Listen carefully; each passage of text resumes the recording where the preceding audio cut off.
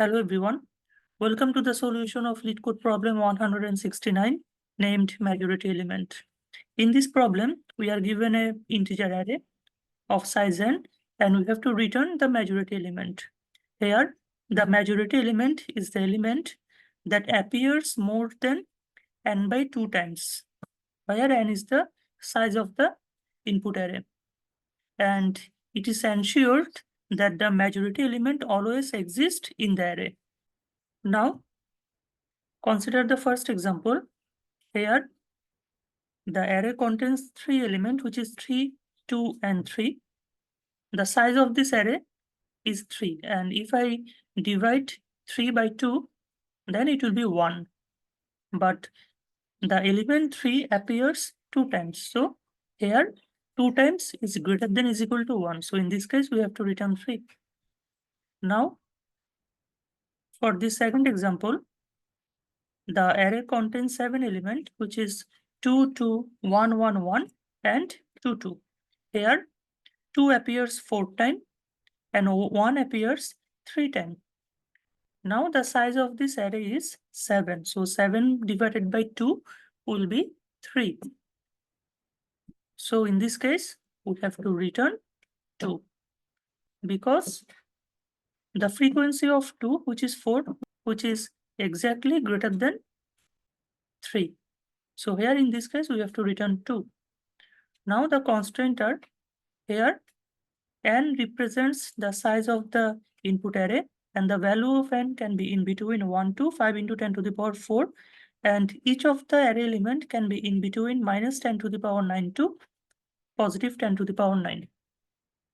I hope you understood the problem. Now let's move on to the analysis of the algorithm. Now, for the simplicity of the algorithm, we have taken the second example. Here, the array contains 7 elements, which is 2, 2, 1, 1, 1, 2, and 2. Here, the size of the array is 7. So now at first, we have to calculate the value of 7 divided by 2 and perform the floating operations. Now, the value of this is 3.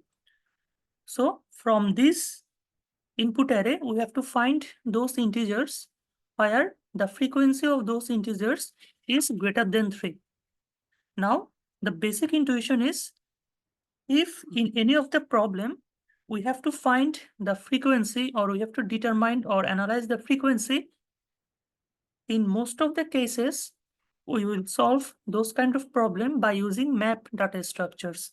So according to the convention, we will also take map data structure for this problem. Now here, I am taking a map and we all know that map store the value in a key value pair. Now we have to perform a looping operations. Now at first, we are presented in the first 2. Now these 2 is stored here.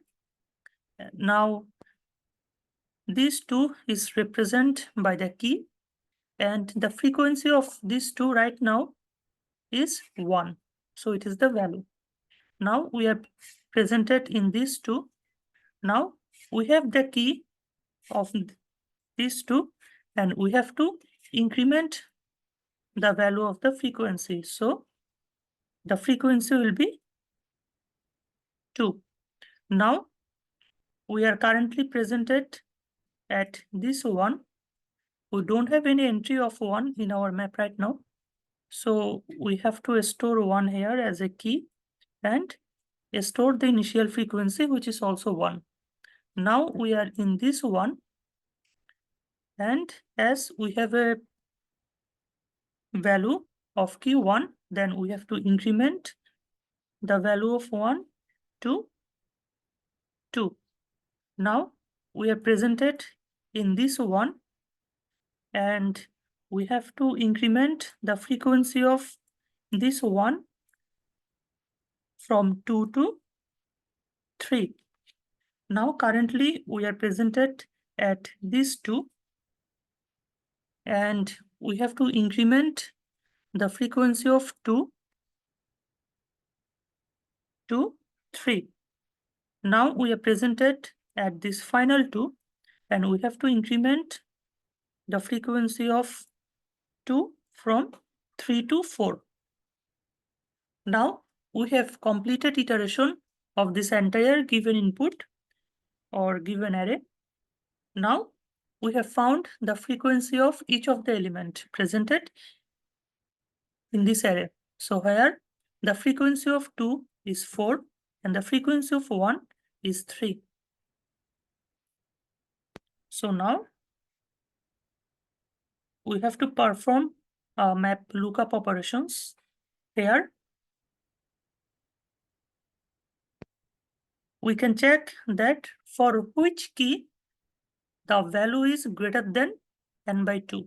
So we can see that for the key 2, the value is 4, which is greater than the value of 3, which is n by 2. So in this case, we have to return 2, which is the answer. I hope you understood the algorithm. Now let's move on to the code. In this problem, the code is pretty simple. At first, we are given a function named majority element, and the parameter of this function is a vector. Now we have to calculate the limit, which is n by 2, and take a map. Now, for each element in the map, we have to increment the frequency. So after that, if the frequency of any element is greater than the limit, then answer will be those element. And after that, we have to return the answer. I hope you understood the code. Now let's move on to the time and space complexity analysis of this program. In this program, the time complexity is big O of n because we have to iterate each of the element of the input array. So the time complexity is big O of n, where n is the size of the input. And the space complexity is also big O of n because we are taking one extra memory for the map, and in the worst case, the size of the map can be equal to the size of the input array. So we can say that the space complexity is also big O of n. Thank you everyone for watching this video. We will get back soon with another LeetCode solution.